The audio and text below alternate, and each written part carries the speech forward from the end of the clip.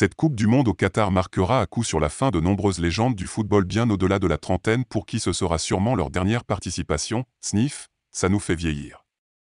Même les meilleures choses ont une fin, ça nous donnera au moins une bonne raison de regarder cette Coupe du Monde une dernière fois, même si la Coupe du Monde au Qatar est mauvaise.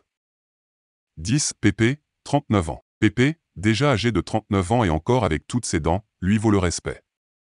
Comme CR7, le Portugais a déjà remporté l'Euro avec son équipe en 2016, souvenir douloureux pour nous Français, alors pourquoi ne pas espérer un peu plus cette année à la Coupe du Monde pour sublimer cette longue carrière? 9. Sergio Busquets, 33 ans. Le boss du Barça, qui est avec le club catalan depuis plus de 10 ans, pourrait peut-être emmener son équipe assez loin dans la compétition. Enfin, on ne pense pas trop. Bref, il nous manquera encore le petit Sergio qui a littéralement façonné une génération au club catalan.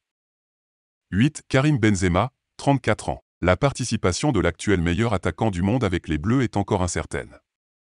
Benzema comparaîtra pour l'affaire de la Sextep Valbuena en juin, tout dépendra du verdict.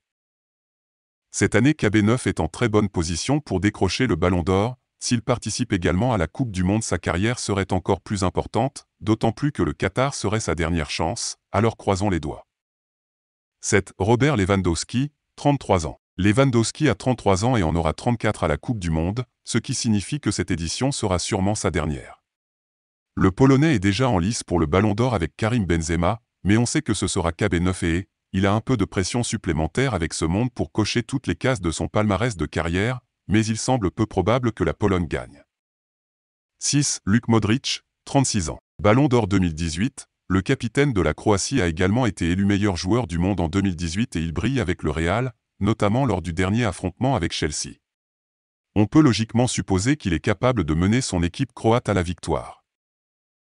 La Croatie affrontera la Belgique bientôt, il ne reste plus qu'à attendre et voir si cela peut être l'année de Modric ou s'il terminera sa carrière sans ce beau trophée.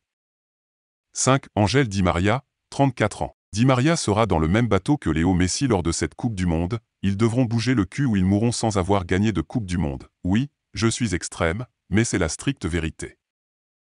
De plus, Di María est sur le point de mettre fin à son contrat avec son club emblématique du PSG. On ne peut que lui souhaiter de revenir en Coupe du Monde quelques mois plus tard. 4. Dani Alves, 38 ans, bientôt 39 ans. Comme son collègue Thiago Silva, Dani Alves se rapproche de la petite crise de la quarantaine, oh là là. La Seleção a théoriquement tout ce qu'il faut pour gagner cette Coupe du Monde après que les Brésiliens comme ont laissé claque si bien un 7-1 en plein visage à tout moment. N'oubliez pas qu'ils ont pris la première place des éliminatoires pour le mondial, ils ont bien commencé dans ce mondial les chouchous. 3. Thiago Silva, 38 ans, au Qatar. Bientôt la quarantaine pour Thiago, aïe ça fait mal.